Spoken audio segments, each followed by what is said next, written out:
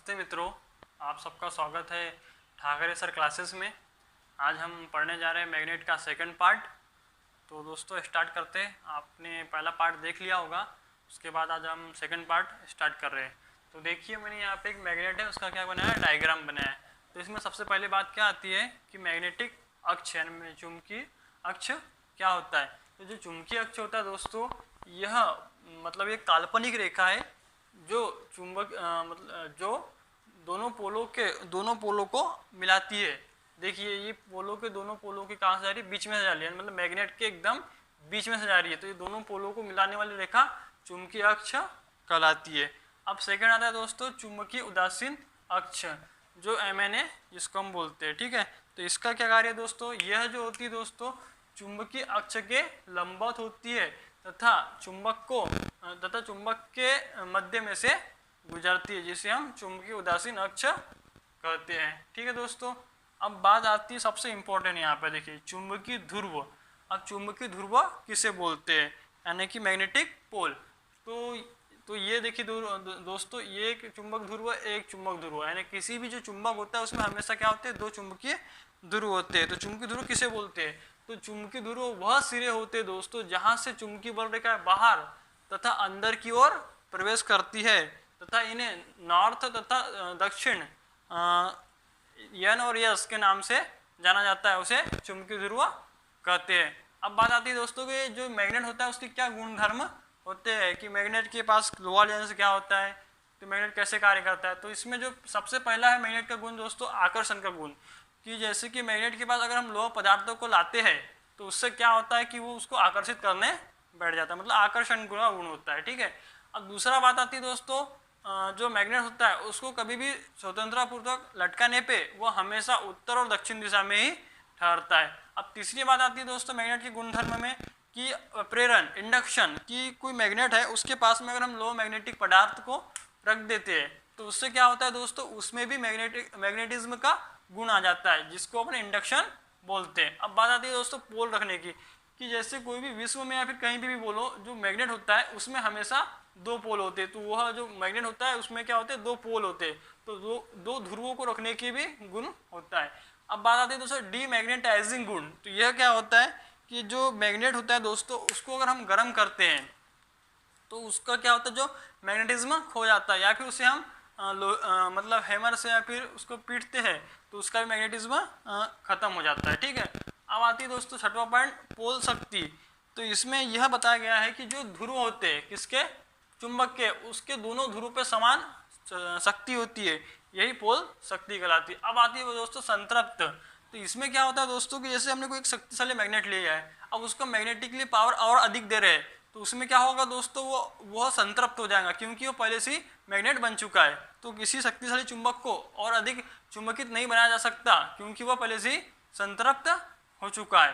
ठीक है दोस्तों, अब बात आती है दोस्तों अट्रैक्शन एंड रिपल्शन। इसका भी एक गुण होता है कि जैसे अगर हम समान ध्रुव वाले पोलों को पास में लाएंगे तो उनमें क्या होगा दोस्तों, प्रतिकर्षण होगा, तथा असमान ध्रुव वाले पोलों को पास में लाएंगे तो आकर्षण होगा। तो ये बात आ गई अपने का कि जो चुंबक होते हैं उनके गुणधर्म के। ठीक है, अब बात आती है दोस्तों चौथा पॉइंट, इसमें क्या है, चुंबकीय बल रेखा है या इनका मापन। तो जो चुंबकीय बल रेखाएं होती है दोस्तों ये क्या कहलाती है, ये मैं आपको बता रहा हूँ। ठीक है, जो चुंबकीय बल रेखाएं होती है दोस्तों यह हमेशा बाहर, मतलब चुंबक के बाहर N ध्रुव से निकलती है तथा चुंबक के अंदर S ध्रुव से, मतलब चुंबक के बाहर N ध्रुव से S ध्रुव की ओर जाती है तथा चुंबक के अंदर S ध्रुव से N ध्रुव की ओर जाती है। ठीक है दोस्तों, तथा इसे मापने की इकाई मैक्सवेल होती है। मतलब चुंबकीय बल रेखा को मापने की इकाई क्या होती है, मैक्सवेल होती है दोस्तों। ठीक है, तो मैक्सवेल होती है। लेकिन तो दोस्तों मैं आपको एक चीज बात बता रहा हूँ कि जब किसी चुंबक में से एक साथ बहुत सारी चुंबकीय बल रेखाएं निकलती है, जैसे कि 10⁸ तो क्या होगा दोस्तों, वो एक वेबर के बराबर होगा, तथा वेबर चुंबकीय बल रेखाओं को मापने की क्या बड़ी इकाई है। तो दोस्तों आपको समझ में आ गया होगा चुंबकीय बल रेखा क्या होती है तथा इसे मापने की इकाई क्या होती है, तथा एक मतलब 10⁸ की घात मैक्सवेल बराबर 1 वेबर होता है। ठीक है, यहाँ मैक्सवेल आएगा, है ना, लिख लेना आप, है ना। ठीक है, अब बात आती है चुंबकीय परिपथ। ठीक है। तो जो चुंबकीय परिपथ होता है वो क्या होता है, चुंबकीय बल रेखाओं का संपूर्ण रास्ता चुंबकीय परिपथ कहलाता है। ठीक है, अब आगे चलते हैं। चुंबकीय क्षेत्र, जो चुंबकीय क्षेत्र मतलब चुंबकीय क्षेत्र किसे बोलते हैं, तो किसी चुंबक द्वारा घेरे जाने वाले संपूर्ण एरिया, मतलब वहाँ जहाँ तक उसका मतलब चुंबकीय बल रेखा से घेरे जाने वाला एरिया को चुंबकीय क्षेत्र कहते हैं। मतलब कि जहाँ तक इसकी जो चुंबकीय बल रेखा जा रही है तथा जहाँ तक चुंबकीय बल रेखा की क्षमता है उसको चुंबकीय क्षेत्र कहते हैं। ठीक है, अब आ जाए चुंबकीय फ्लक्स क्या होता है। ठीक है, मोस्ट आईएमपी क्वेश्चन, यहाँ से 1 नंबर का क्वेश्चन कई बार एग्जाम में पूछा जाता है। तो चुंबकीय फ्लक्स किसे बोलते हैं, तो चुंबकीय फ्लक्स दोस्तों जो चुंबकीय बल रेखाएं होती है, तो किसी चुंबक में चुंबकीय बल रेखाओं की कुल संख्या चुंबकीय फ्लक्स कहलाती है तथा इसे फाई से दर्शाते हैं। देखिए मैंने यहाँ दर्शाया। ठीक है, तथा चुंबकीय फ्लक्स की इकाई वेबर होती है। ठीक है, एग्जाम में क्वेश्चन आता है कि चुंबकीय फ्लक्स की इकाई क्या होती है, वो भी क्या बोलते हैं, एसआई इकाई। एसआई इकाई क्या होती है, वेबर। ठीक है, अब आते हैं हम परमेबिलिटी। ठीक है, परमेबिलिटी क्या होता है, तो दोस्तों परमेबिलिटी जिसको चुंबकनशीलता हिंदी में बोलते हैं, इसको म्यू द्वारा दर्शाते हैं। म्यू, देखिए म्यू ऐसा होता है। ठीक है, म्यू। तो इसमें क्या होता है दोस्तों, इसको समझने के लिए मैं आपको बता रहा हूँ कि 2 मैग्नेट ले रहे हैं हम। ये देखिए बार मैग्नेट। ठीक है, और इसमें एक नर्म लोहे की छड़ ले रहे हैं। ठीक है, अब क्या होगा कि ये जो मैग्नेट है, दोनों मैग्नेट के बीच में मैंने एक नर्म लोहे की क्या रखा है, छड़ रखा है। तो जब इसमें से जो मैग्नेट है उनमें से जो चुंबकीय बल रेखाएं निकलेगी, है ना, निकलती है, सबको पता है ना। तो जो चुंबकीय बल रेखाएं निकल रही है तो क्या होगा, वह ये जो हवा है, हवा में से न जाती हुई जो नर्म लोहे की छड़ जो वहाँ पे मैंने रखा हो वो उसमें से गुजरती है, उसमें से जाती है। तो यही मतलब कि जो हवा की अपेक्षा चुंबकीय बल रेखाओं को नर्म लोहे में से ले जाने की जो चालकी शक्ति होती है उसे ही परमेबिलिटी कहते हैं। इसे म्यू द्वारा दर्शाया जाता है दोस्तों। तो म्यू बराबर क्या होता है, B/H। बी क्या है, चुंबकीय फ्लक्स घनत्व है, तथा H क्या है, चुंबकन बल या फिर चुंबकन सामर्थ्य या फिर चुंबक क्षेत्र की तीव्रता को H द्वारा दर्शाया जाता है। ठीक है दोस्तों, अब आगे आते हैं हम चुंबकीय फ्लक्स घनत्व। अब चुंबकीय फ्लक्स घनत्व क्या होता है, तो दोस्तों इसको समझने के लिए मैं आपको बता रहा हूं। तो दोस्तों देखिए चुंबकीय फ्लक्स का घनत्व जिसे B द्वारा दर्शाते हैं। तो इसको समझने के लिए देखिए दोस्तों मैंने क्या डायग्राम बनाया, मतलब डायग्राम थोड़ा आपको मैं समझा रहा हूँ कि देखिए दोस्तों इसके लिए मैंने क्या किया, एक मैग्नेट लिया है। ठीक है, और एक क्या लिया, एरिया है, क्षेत्रफल है। ठीक है, कोई क्षेत्रफल है जो क्या है, इकाई मीटर स्क्वायर का क्षेत्रफल है।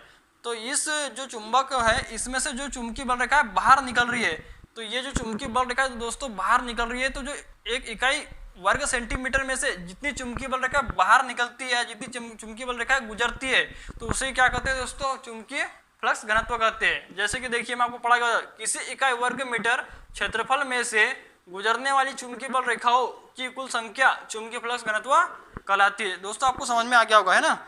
अब देखिए इसकी इकाई क्या होती है, तो चुंबकीय फ्लक्स घनत्व ये क्या निकल रहा है, फ्लक्स निकल रहा है, आ गया फ्लक्स काय में से निकल रहा है, क्षेत्रफल में से, क्षेत्रफल लिख लिए।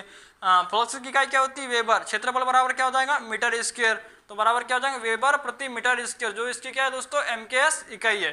तथा इसकी दोस्तों और एक मोस्ट IMP इकाई होती है क्या, टेस्ला, जिसको अपन SI यूनिट कहते हैं। तो एग्जाम में हर बार पूछा जाता है कि चुंबकीय फ्लक्स घनत्व की इकाई क्या होती है, वो भी क्या पूछता है, SI इकाई, तो वो आपको बोलना है टेस्ला, तथा MKS पूछता है तो वेबर प्रति मीटर स्क्वायर। तो दोस्तों आपको ये समझ में आ गया होगा। ठीक है, अब इसके बाद हम पढ़ने जा रहे हैं क्या, चुंबकन बल या चुंबकन सामर्थ्य या चुंबकन तीव्रता।